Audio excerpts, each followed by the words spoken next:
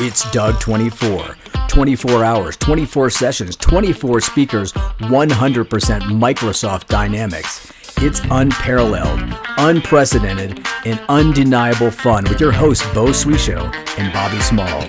Let's get into it with another episode of DUG24. Let's welcome in David Brown from Innovia. David, are you with us? I am. Awesome, man. Can you hear me okay? Hey, yeah, David. Can do. Yeah. Yep. Excellent. All right, let's go ahead and get started then. Give me just 1 second to get the slide deck uploaded here. I just say I'm really impressed, and so everybody's been on time. Speakers, we've been locked in. We've been running a pretty tight show, Beau. I got to say, this thing has been knocking on wood. Yeah. I mean, again, it's going to go off the rails sometime tonight. I know it is, but for all now, you had to do was awesome. say that. Watch me not find my stuff. Nugget Ice is about you to jinxed be. me. Yeah. Nugget Ice is happening. Oh, Nugget Ice is dope. I heard that earlier. I was like, oh yeah. That's gonna be the code word for anytime somebody's going off the rails. It's Nugget Ice. All right. Oh, David, remind me where you're joining from. I live in Mexico. So I'm in Jalisco, nice. in Puerto Vallarta, Jalisco. Vivo en la costa del Pacífico in Mexico. Yeah, throw a little Spanish in there with my redneck accent. Nice. I love it. Yeah, We're excellent. global. Yeah, we're global, man. Absolutely. All right. So here's how this session works, right? We got a little candy coating slides on the outside and a solid live demo chocolate all the way through the middle. We're going to do a little framing up front, and then it's demo, right? 11 of the user-facing Copilot experiences that Microsoft has shipped into Business Central. We're going to run them live on the clock in real tenant. Wow. Well, I say a real tenant. It's not a production tenant. It's a real tenant that I made and populated and all that. So it's not Kronos or however you pronounce that. And we're going to show off, everything that's in there, all the capabilities right there on the screen. So a little bit about me. My name is David Brown. I work on practical AI adoption at Innovia Consulting, working with Dynamics 365, including Business Central and Copilot and Power Platform, all that stuff, and getting all these things genuinely useful inside real companies. And that's essentially what this session today is about. So before we touch a single feature, here's where Copilot and Business Central actually is right now, right? So Microsoft has been building, as everybody on this call is well aware, AI into BC since the 2023 release wave, right? It's about 3 years ago now, and it comes in 3 layers. First, Copilot assists with that work right in the flow, right? They guide, summarize, analyze, draft, slice, dice, chop, and suggest, and you stay in control, right? You review and you keep. Second, as a lot of people talked about today, we have the autonomous agents that take the whole process off your plate, right? The sales order agent, which takes the orders from the incoming emails. During the trivia earlier, I was like, oh, I know that one. Oh, I know that one. Because I did a lot of research on this just in case people had questions. And that reached general availability last November. Then we got the payables agent, which reads invoices and prepares them for approval. Went GA around the same time. Everything rolls out, by its own region and capability. And then third, you have the extensibility layer, right? And that's so partners and makers can add their own AI on the same rails. Now, for a few things worth knowing, as everybody here is probably well aware, it shipped in waves, right? Most features arrive in preview and then reach GA, and then the model behind them updates on its own schedule. So behavior can shift release to release.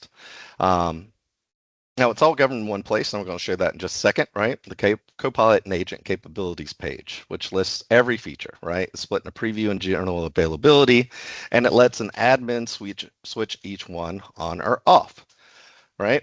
Now, the cool thing is when we're talking about whether it was Copilot credits or tokens or units or whatever Microsoft wants to call them earlier, those assistive Copilot experiences are included in your BC online license, right? There's no separate AI subscription. The autonomous agents are different, right? Certain agents like the sales order agent, the payables agent, they all run the consumption-based Copilot credits. So if you are an admin, you should check billing on those before putting them into production. Some experiences use additional services. For example, the web-grounded autofill requires Bing search, everybody's favorite search out there, right? Bing search should be enabled. Image-based creation also presents its own first use disclosure when you do it. So I say all that to say, here's what we actually found, right? I've gone through a ton of these little demos and what have you, and it's always been in the demo environment. I've never really seen them played with in like an environment with real data in it, right? So that's what I built, and that's the whole reason we're showing this, right? On a real tenant, every one of these have been switched on. The question is almost never whether a feature is broken. I have found when something does not fire, it's usually one of three things, right? Your data's not ready, your setup's not right, or you happen to catch a preview on a bad day. And that's what we're going to cover today, right? So here's the plan, right? First, the map. We're going to look at the tenant's own capability list in the tenant so you can see everything that's switched on, right? Then we're going to hit the daily drivers. Then we're going to look at the ones that need a careful hand, then a final scoreboard. All right, so we'll keep score the whole way. Now, let's go ahead and switch out of this, and I am going to share out my screen. Dangerous move, correct? If I can find it. I also have way too many screens. That's not the right one. There it is. Boom. All right, can everybody see my VC here? Excellent.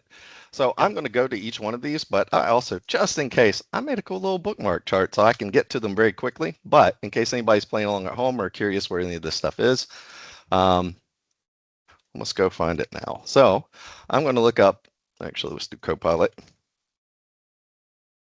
I'm going to go to the Copilot and Agent Capabilities page here, and I'm going to zoom out just a hair so we can see it all. Lots of cool things here. All of these links, by the way, do actually have useful data. One of my favorite ones right here is the fact for data security and privacy. Just like with anything that you put in Copilot, if you're in the environment, then your data is not being trained on, nothing leaves your system, it's all within your tenant. But so we're here on the capabilities page. This is essentially the switchboard for everything we're looking at, right? There's 15 capabilities here, and all of them are on, as you can see, right? You got chat, summarize, autofill. I'm not going to read everything you guys can read here. And notice that Bing search is also on, which powers the web autofill. And you can also see all the agents are on as well, right? Sales order, payables, expense. And if you notice the billing types for the agents, right? All these are not billed. And then your agents are Microsoft build. And it's just something to keep an eye on here. But yeah, nothing here. There's not mock environment, nothing switched off. Every capability here was turned on active as soon as I created this tenant about a week ago. So active does mean enabled and available to the environment, by the way. It does not guarantee that every prerequisite, page action, or preview service will have successfully turned on or activate right? And so this is just a regular old build. And note, starting with update 25, and someone correct me if I'm wrong, the available capabilities are activated by default unless an administrator goes in and deactivates them. For example, when I came in here, I had to turn on my agents, my like expense agent, payables agents, to configure them to have them on. But otherwise, all I had to enable was the Bing search and accept that agreement. All right. So let's go back. Stop sharing the screen, go back to our notes here.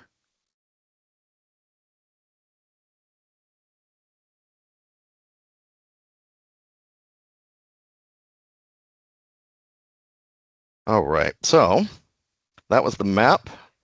And these are the 11 that we're looking at today, right? Bank rec, analysis, assist, summarize, et cetera, et cetera.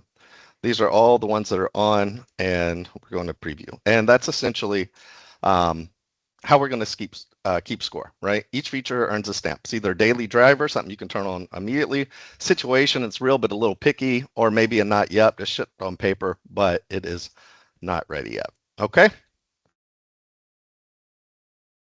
Okay. Boom. All right. So enough of the candy coding. Here it is. We're going to go to live demonstration and the current tenant.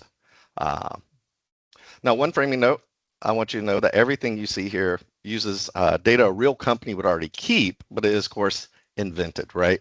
It's customers, items, attributes, bank statements, vendor invoices. I'm showing you what AI does with that data, not how to set up each piece from scratch, and there you go. All right, so we're going to start with the money, right? Bank recs. Closest thing accounting has to do to a daily chore is matching the bank statement to the books, right? So bank rec lives in cash management, and it is the classic month-end chore. Normally, somebody imports the statement and goes line by line, matching each transaction to a ledger entry and hunting for a deposit that was booked as 2 receipts or a transfer that was posted on the wrong day. It can be slow. A single missplit can throw the whole reconciliation off, right? BC runs its normal auto match first, but then Copilot examines the unmatched statement lines and proposes additional matches. So let's check that out.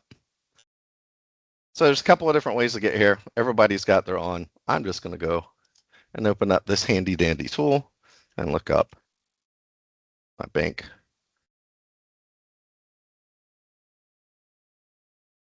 account reconciliations, right? Boom. I just happen to have one up. How convenient. So we're going to pull it in. Now, as we're starting with the money, this bank statement's already in BC. And so just so nobody wonders, right? Statement lines come in from the bank through a bank feed or important statement file or keyed in by hand, right? Copilot's not loading the statement, it's doing the matching, right? So what we're going to do, nothing's matched yet, so we're going to match. So we're going to hit reconcile. Okay, cool. All right. Auto match got one. And then Copilot match got one. All right. So let's go ahead and keep that. And let's just try again and see what we got. There we go. Now we got all 100%. This live demo time, right? I should have gotten all of them. It was a pretty easy one. We got them all this time, right? All lines matched 100%. And if we see right here, we're going ahead and we got them all matched up. The deposit, by the way, if you note, that was $7,121.96. It didn't force it into one entry. It split it across the 2 ledger entries, deposit 3 and the 4. That adds up to that exact amount, right? So you're always going to want to eyeball it, but this actually works really well. And part of the trivia questions earlier was what percentage does it match on? And I believe that answer is 80%. I'm not sure if I got that right or not, but I think that's it. All right, that's one down. What else can we look at? Well, it can settle the books. Can it read the books, right? So let's take a look at the Analysis Assist. So Analysis Assist is available on supported lists to offer an analysis mode. All right, normally to answer questions like sales by customer per month, you have to export to Excel and build a pivot table or wait for someone that knows how to build a pivot table, right? An AI, or this AI lets an authorized user describe the layout in a sentence, and that builds a pivot in place, right, over the live data. So let's go check that out. We're going to look at some posted sales invoices.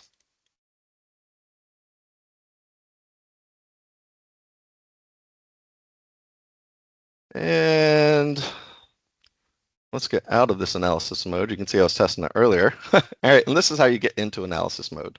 I believe one of our demos showed this earlier. It is pretty handy, right? And so it can read the data. Let's see how fast it can consolidate it, right? So I'm going to say, I'm just going to copy this so that I don't mess it up. Oops, excuse me, wrong button here. Create new analysis.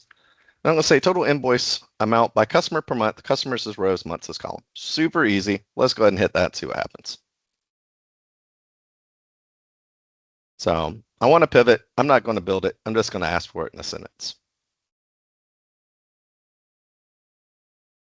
And boom. Now you can see on here, obviously we played with this a little bit, but here it is. This is exactly what I asked for. I've got the table. I can go in, I can manipulate, I can do whatever I want within here. Bing, bang, boom, right? I say that's a keep, right? Daily driver, it works. We've seen other people in the presentations in our DUG24 so far use this. It is a pretty handy feature. Summarize is another one that you do have to enable, right? It seems like it'd be pretty simple, but it's nice. Summarize lives on the record itself, right? So it can be a customer, an order, an item. So normally to get your bearings on an unfamiliar record, you might open several fact boxes and read the statistics yourself. The AI reads the record, its facts boxes, and the related statistics page and hands you two or three things that actually matter, right? So let's check out a customer. Let's say we got a new customer. So we're going to go to our customer cards. And we're just going to look at this very first one. Why not? I'm just curious, is this a datum or a datum? Any preference there, Bobby? A datum. A datum. Okay. I go with the long. I'm a datum. Like we have Arvada and Arvada. I say Arvada. Arvada just I'm a datum. A datum. A datum. Excellent. Well, one of the cool things about a datum, potato, is that the summary box over here kind of writes itself. Now we can make that a little bigger. And right here, it gives us right off what the sales amount is, our outstanding orders, and the last payment. I mean, that's not always exactly what you need, right? But it's super helpful, right? Live figure shows total sales profit, outstanding orders, invoices, how fast they pay, average collection period. I mean, that's a pretty good summary right out of the box. And I didn't have to run a report. Copilot synthesizes that right off the customer card. The fact box is all the related page. So I get a pretty good story in just a few lines. Now let's take a look at the sales order. So we're gonna get out of there. So the fun about doing the live demo, I usually will record a lot of these things, and that way I can just hammer through them. And we'll do the same thing. We'll just go to that very first order here.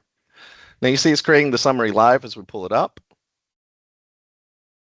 Searching through the data, extrapolating, enhance.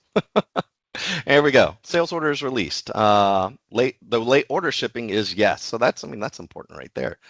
Total amount, excluding the tax with original profit, due dates, and requested delivery. Now, it's the same feature, but I'm pointing at kind of an exception, right? I open the sales order, summary wrote itself. And note that line, though. That matters, right? The order shipping is running late, and that the shipment date is after the requested delivery date. I could have easily missed that in here. So this is it's super helpful little things. Again, is this stuff perfect? No, but all these little AI features together really help. So small asterisk though, summarize is available on most cards and document pages. If you expect it on a supported page, but you don't see it, check to see if the summary part is hidden, right? Or if your screen's too small to show it, right? Usually it's there, but sometimes you miss it. Anyway, I think it's something awesome to have on in the box. I consider that a daily driver. It works well. We're going to keep rolling. All right, that's 3 so far. Feeling good, Bobby? You got your coffee? All right, everybody's good. I'm going to have a little sip of coffee. I've got my Bing. So this is a local drink I was talking about earlier. What is Bing? I don't want to get too far off track, but I've got to know. It's black cherry juice. It's the best. If you can find it, it's the best energy drink. I have multiple old school energy drinks, including coffee. I actually have a bag of caffeine, which will probably get me in trouble, but anhydrous caffeine with L-theanine, that's the good stuff. Great. Only available in Mexico. Right. All right, so segment 4. What about marketing text, right? Everybody's heard about this. Reading's easy. Writing is usually where AI gets cringy, right? I know my built-in instructions have a ton of stuff. So let's make it write some. So marketing text lives on the item card, and it can feed your storefront, right? Normally, someone writes all these product descriptions by hand, hundreds of them, or a catalog ship with nothing in there at all. So you can have the AI draft on-brand copy from the item's attributes. You guys have all seen that. You've all heard it, right? Let's see what it looks like if you actually have some items configured. So we're going to go to, let's check out items, right? And I say we're going to go to FG1010. That's our Trail Pro e-bike.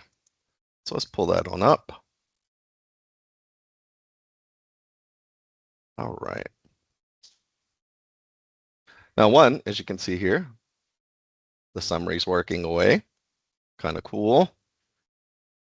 And now I got to remember where. I've forgotten where that dang button is.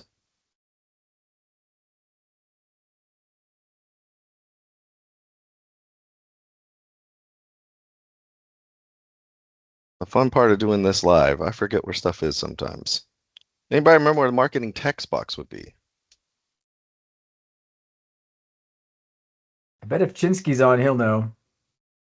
I'm just going to hover over stuff and fill this awkward silence with me talking while I'm He looking. says in the fact box is what he's saying. Oh, it's over here.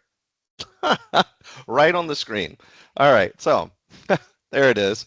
We click Draft with Copilot, or we clicked Edit, but we can hit Suggest Marketing Text here. We could also hit Draft with Copilot. So we're going to hit Draft with Copilot and see what happens. All right, so like we said, AI writing can be a bit cringy. Let's test on the product, right? Now, the fuel that feeds all of this is the item's attributes, right? So on this particular item, on these bikes that we're reselling, right, we have things in there like motor power, the range, the battery, the weight.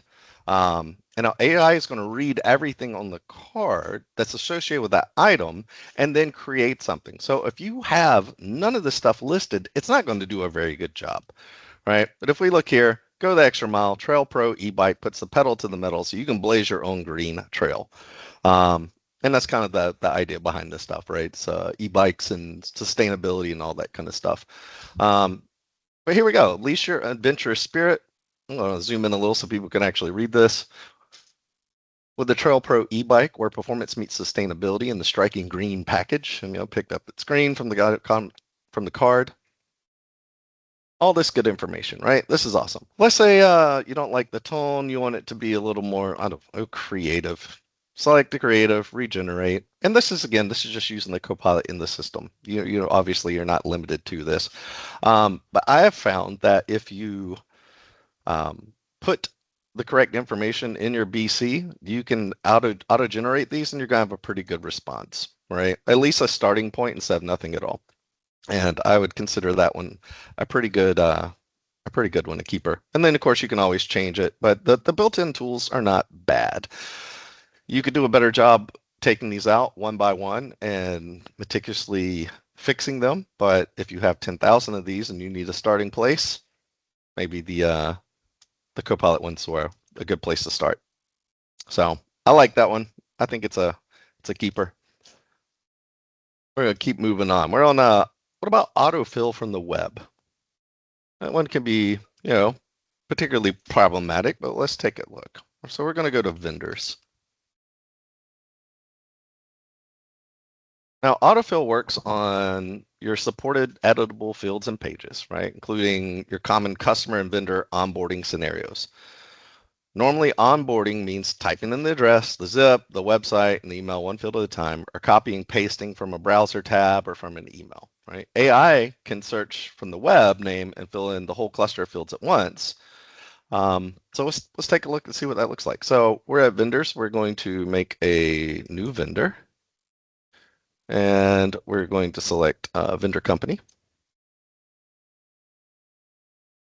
And for the name, we're going to go with, it's a fairly well-known company. And another one I do not know how to pronounce. I'm going to say Fastenal. It's probably completely wrong. But Got it. But once we are in there, right, and we've got that company name in, I'm going to do a little, where's the address? I'm going to click into the address field, and I'm going to hit Alt and I. Alt and I is in India. Now, as you can see, what this is doing now is searching the web, right? And it's going to have several web-grounded suggestions come back: the headquarters address, the zip, the website, the email. And you always want to read what appears on screen, obviously, right? One caveat, always put a human in the loop, as they say. And really, the least reliable field that I found is that for these companies, this information comes back and it's correct. It's usually the contact that might be a bit off, which makes sense, right? I mean, there's, companies have hundreds, if not thousands of employees. So this might be somewhere where you want to put that information in yourself. But otherwise, the last time I did this, it came back correctly. And I tested with several companies, and they always came back with the correct information. I'm not saying that's always going to work for you, but I found it to be pretty helpful, at least a starting point.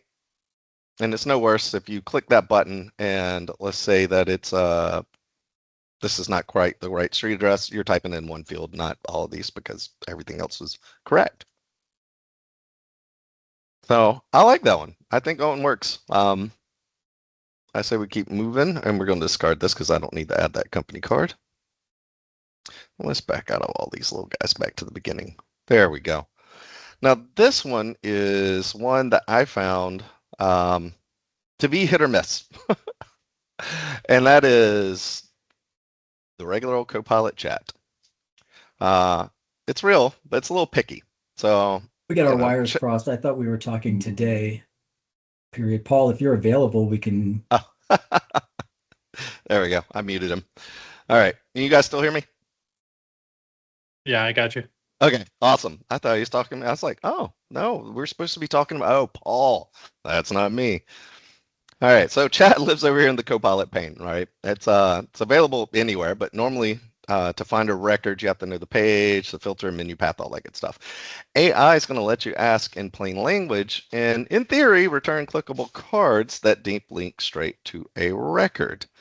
Now, I'll say something, kind of, it's really phrasing sensitive, right? And all the tests I ran showed it. So, use a prompt that handles reliably, right? Like one I found that worked pretty well was find items that are out of stock, right? Or let's just do it live. Let me just go ahead and put that in there.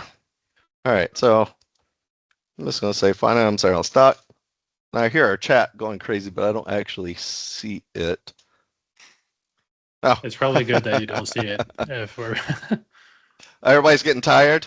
Hey, I can change this and we can start looking at some, we can watch some fun YouTube videos or something, or catch up on some latest Game of Thrones theories.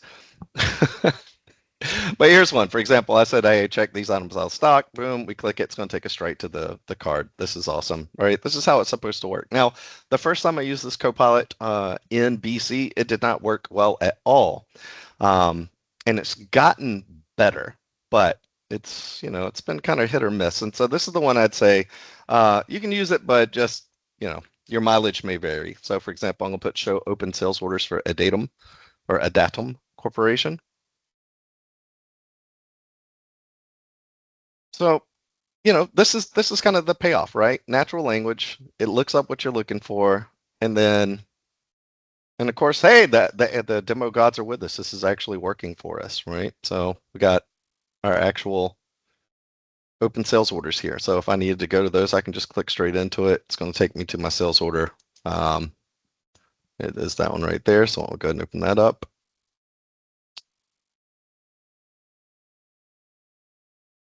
In theory, show document. Come on, be my friend. There we go. Ta-da! So that one's a little situational. I don't know. Your mileage may vary for that one. I know when I was testing this, it was kind of hit or miss, and I found that you have to type the phrases right, or it doesn't quite get what you want, or it just fails, right? So basically, if it misses, just rephrase, and you will get what you're looking for.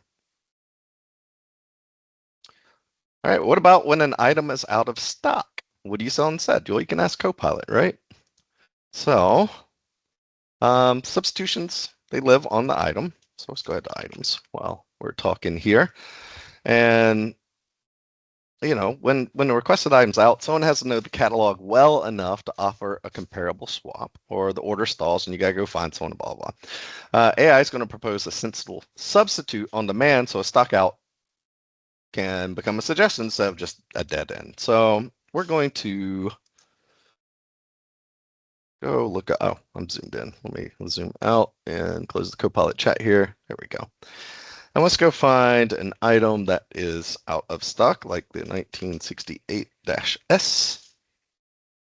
That's a swivel chair. No, I'm not out of stock. I have 502 of those on hand. Well, that's crazy.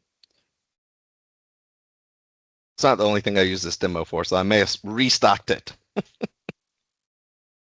But anywho, so yeah, we're going to take a look at this. So this one's a couple of clicks down. Let's say this was out of stock and I needed to fill it. I'm going to go related, item, other, and substitutions. Once I'm in here, now I've done this a couple of times. This would normally, I actually should have deleted these out, but you hit suggest with Copilot and it will go in, it'll find the related items in your inventory and ask if you want to add them up, and then give you different options. And this is without you having to look through everything yourself. So it does leave a few menus deep, and we already have a few of these substitutes on file. So yeah, I'm just waiting for it to see if it finds anything else here. Hey, David. Uh-huh.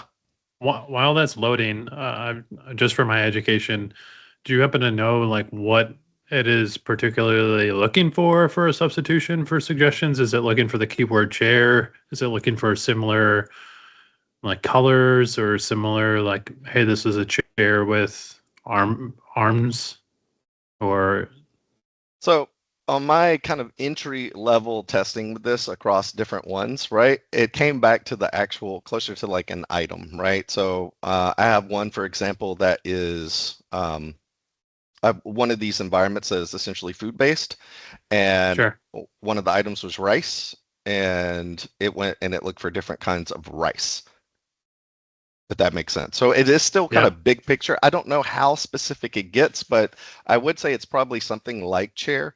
But it's smart enough, not to just do any kind of like, it's not looking at stools, or at least it hasn't been in my testing, right? So it's not overly prescriptive, or no, that's not the right word, but it's not overly determined. No, that's not the word either. It's not overly, right? And so it gives you probably more than you'd want back, but I believe that's intentional so that you can go in and go, okay, yeah, that's a good one, or no, I only want to insert these as possible lines, right? Sure.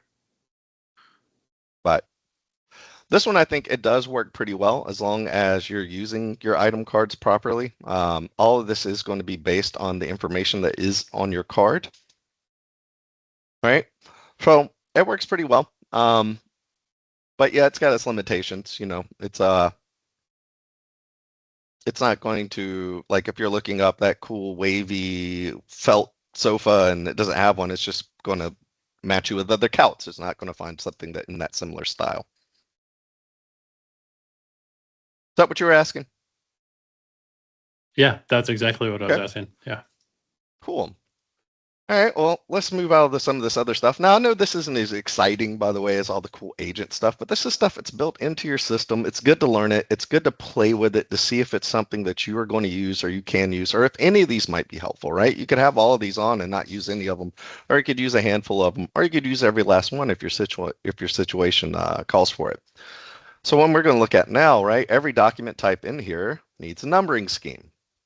You don't have to do that yourself. You can let Copilot design one for you, right? Numbering series live in your setup, and it can be a little fiddly configuration that no one really particularly likes playing with, except for the BC fans on the call. But normally, standing up a numbering scheme means you handcraft a code, a prefix, and a range for every document type, right? AI designs that series from plain language description, and it's smart enough to notice when a similar series already exists and can offer to modify that one instead.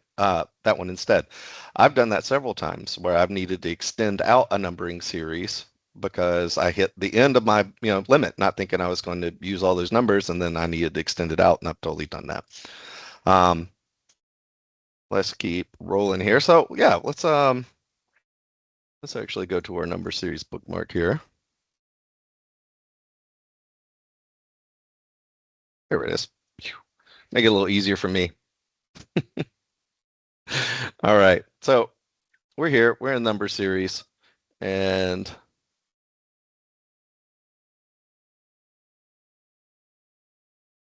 we got all our options in here. So what we're going to do is we're going to go to new, and then we're going to go to our Copilot button, and we're going to hit generate. And now it's saying, hey, what do you want? And I'm saying, I want a new number series for warranty claims. Super exciting, right? So it's going to look through.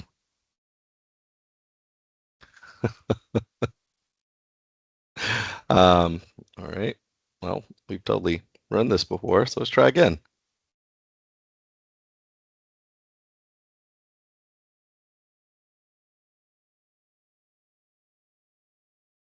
Let's try something else then. We're going to say RMAs.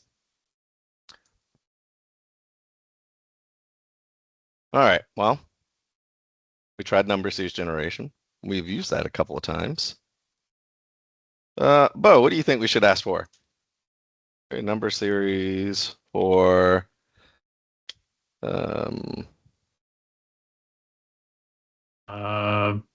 purchase orders.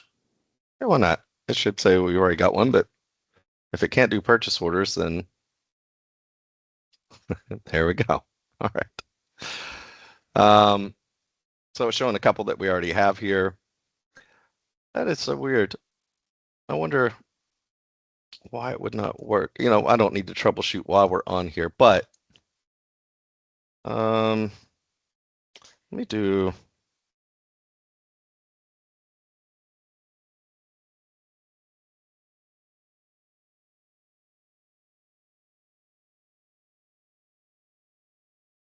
I'm just change the language up a little bit.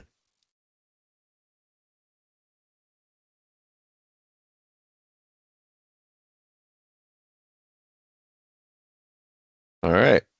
So we got released orders, purchase return orders. So it's finding what we're looking for. I'm going to hit regenerate.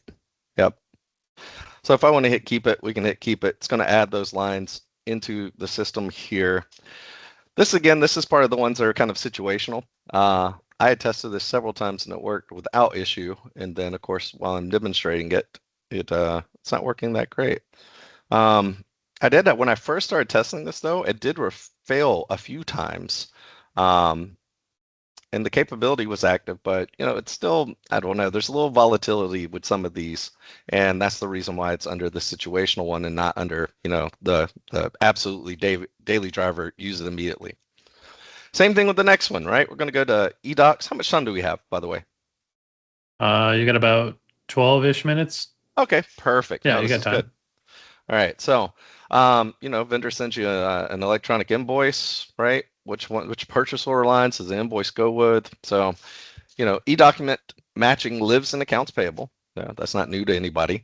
So normally when that electronic invoice arrives, someone's got to match each invoice line to the right purchase order line by hand, and wording rarely lines up, right? AI can match these for you. And that's pretty handy. So you know what? Let's go take a look instead of me talking about it. We're going to find some purchase orders. Good old purchase orders. And let's look at, you know, we'll do this one, 10624. All right, so one note on how we get here, because I've showed, not for this demo before, but I've showed this before and it always comes up, right? The invoice is already in BC through the eDocument framework, right? And that's how your modern e-invoices arrive. The vendor is going to send a structured electronic invoice over a network like, I don't know how to pronounce it, PeoPol, I've heard it, PPOL, or by email or through a connected service, and BC is going to receive it as an eDoc, right? So Copilot's not importing the invoice, and I'm not walking through how to configure every step, right? This is just solving this problem of matching each invoice line to the correct receipt purchase order line, right? Even when your descriptions don't match perfectly, right? So this one, we've got it in.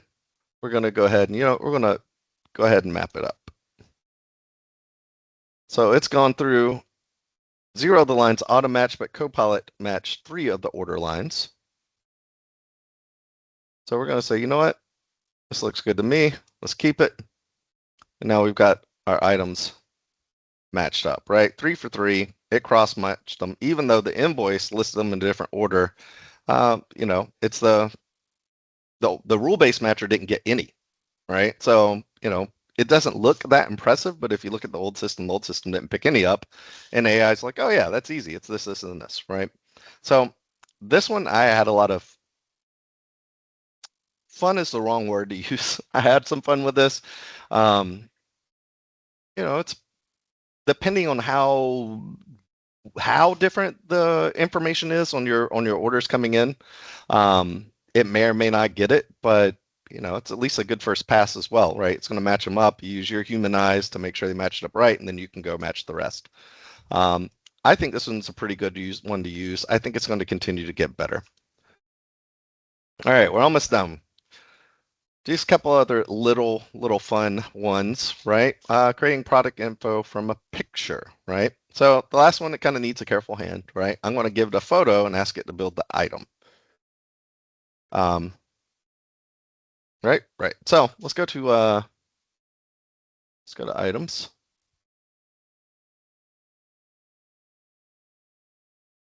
And we're going to select new. Oops, actually I want new from picture. Let me make sure I didn't miss that. No. Yeah, there it is, new from picture. And just like with anything, we're going to click here to browse. And let's see. You can see I've been playing. Where is my little, give me just 1 second. I gotta find this guy.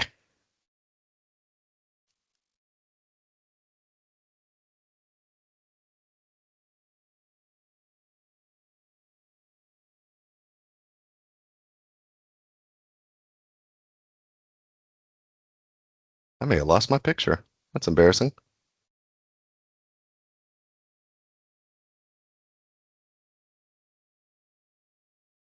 That's what happens when you test this so often. I think I moved him, so I wouldn't lose it.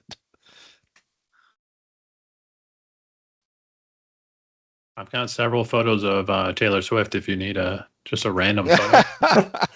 I was gonna say I've got plenty of pictures of people making nugget ice, so I got you covered.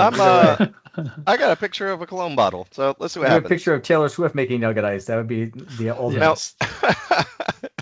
a few things to point out, right, is that it will go ahead and automatically create the item, but I've always had to supply the category, right? So in this example, I was going to use a little picture of a bicycle and it was going to pull it in, but I don't have the bicycle picture. So here we go. We got a backup. So I'm just going to select miscellaneous. This isn't as impressive because it's not pulling in, miscellaneous things. It doesn't know what to pull in. This, you know what? I'm gonna call that a loss on my end. You can use that. It's not the most impressive thing. Again, I think it's situational, right? Normally you add a product, you got to type in the name, the specs, the attributes, all that kind of stuff. But AI will read that product photo and it'll draft a description. But once you pick a category, and then it's going to fill in the attributes that saw in the image, right? So it's a head start, but again, it's not one that I would think it's a daily driver. It's situational. When I was testing with the bikes and I had a helmet picture, it'd pull it in and it would get the right color, but it didn't really pull a lot of the information in. So once it has a category, it has attributes to color or attributes to populate, but it's, at that point you might as well just be pocketing it in yourself. So I really didn't find that to be as helpful. And really the last one is, there's sales line suggestions, right? And sales line suggestions live on the sales document. Order entry often starts as an email and you get 2 or 3 of those and someone retypes into order lines. And AI can turn that into a plain language list. But, I did not have a lot of success running that. I had an earlier success run in this environment. It generated the sales lines from plain language list, right? And it had the subtotal right. But then it errored out because the units of measure weren't listed in there. And, I would say that really I got it to work a couple of times, but then it mapped on something ambiguous. And so that's really, for me, that's one. I have it as situational, but that one is, you got to really make sure you have all the information in there for it to find it properly. All right, so that's one of those that you think would be pretty easy, but it's real easy for it not to map over correct, right? If the entry point's kind of inconsistent, it's not one that I can recommend. Microsoft does list it as production ready, so Microsoft, don't kill me.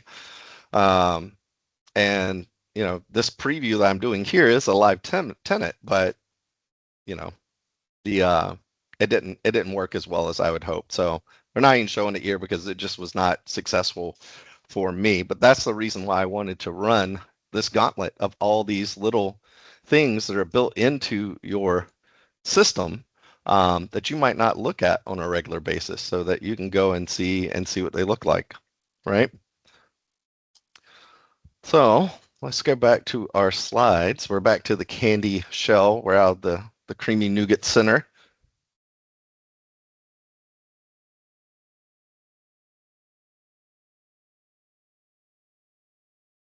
So that really is, I'd say honestly, a 5 and a 5. I had 5 and 6 because I had played with it a little bit. When I was playing with it before we went live in this demo, it didn't work. And I was like, you know what? I would, if I had the chance to change it, I would have changed that one to a not yet, right?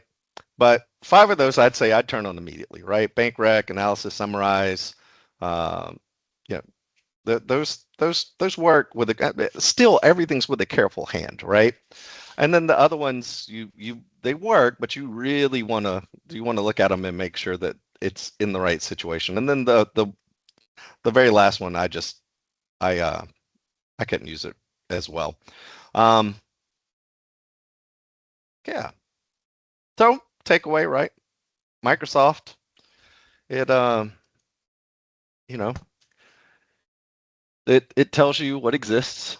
You go in there, you can look at your capabilities agent, excuse me, Copilot agent, and you can see all the capabilities that are available to you, right? And that tenant, that information in your tenant tells you what's usable today, right? But you still have to go in and play with them, right? Your data's got to be ready. Permissions have to be done right? Profiles have to be configured correctly. All that kind of stuff, along with the current release state, decide where that capability lands for you, right? Whether it's a daily driver, situational, or not yet. So that's why we ran the gauntlet as opposed to trusting the brochure. And that's it. So hopefully I came in on time. Is that a Beau Schwieso joke at the end? I'm just going to say yes. The brochure. Oh man, that was awesome, David. Really good job. And I think your creamy, chocolatey nougat center. Nougat center. Yeah. Where we all started. Yep. Yeah, that's right. Oh yeah, baby. Despite me throwing Paul at you in the middle of your presentation, sorry about that. Oh, I literally forgot where I was for a minute. Like I got sidetracked on another issue, and it was like Paul in the middle of your presentation. Yep. So I'd had about, I'd say, a good 10 different ideas for this. And after we last talked, and you're like, well, I want live demo. I was like, okay, I got an idea. And I went through and redid this one and went through like probably about 15 iterations and testing different things. And I realized I can't deep dive show all those tests. So just for anybody who's still with us and paying attention, I tested these pretty thoroughly, and the ones I liked, I think work well for most users. It's up to you to go enable this into a sandbox, right? Obviously, don't test in production, and go play with them and see if they work for your situation. And if they don't, it's not the end of the world. You didn't lose anything, but if they work, that's great. You definitely gained something. David, probably my favorite one, just selfishly, is that Control plus I and like filling in the data for vendors. Right. I'm curious, or Alt-I. Yeah. Mm-hmm. We don't have that over in the F&O world, so I'm extremely jealous that exists. Hey, BC got one up. No, my previous experience, I was 10 years on the customer side, and we worked in CRM and the enterprise side and BC, but we went live with BC when BC came out. So this was before all the cool integrations really existed. So I got to learn the differences between the two systems at the same time, coming from SL. I don't meet a lot of I don't meet a lot of people that came from the SL side. It's usually Great Plains or Nav. But yeah, that's the conferences that are in person that have the like name tags on, hey, what what arena are you in? I always grab the SL one just to just to see who's gonna like call it out or also be wearing it. So yeah, it's like trauma bonding. You're right. Like, hey, I'm buying you a beer. SL. Right, you're gonna need 12. Yeah. Well, you didn't make it to 12. We're still in 2011, so. Oh, nice. I'm waiting for BC to become AD. That'll be my final joke for this hour. I got it. Little, humor. David, this was awesome. Thank you again for joining us. Anything for us? Any questions for us? No, I'm good. I mean, you crushed it. Really appreciate you jumping on with us. I appreciate it. Thanks, guys. Hanging with us again. I love that you're hanging with us all day too. You were with us for most of the afternoon. I saw you here paying attention, playing trivia. Making comments, which is great. Love it. Absolutely. Now I'm going to hang tight, but I'm going to drop off then. Or no one's got to look at me anymore. All right, bye guys. Thanks everyone. David. Yeah. See you, David.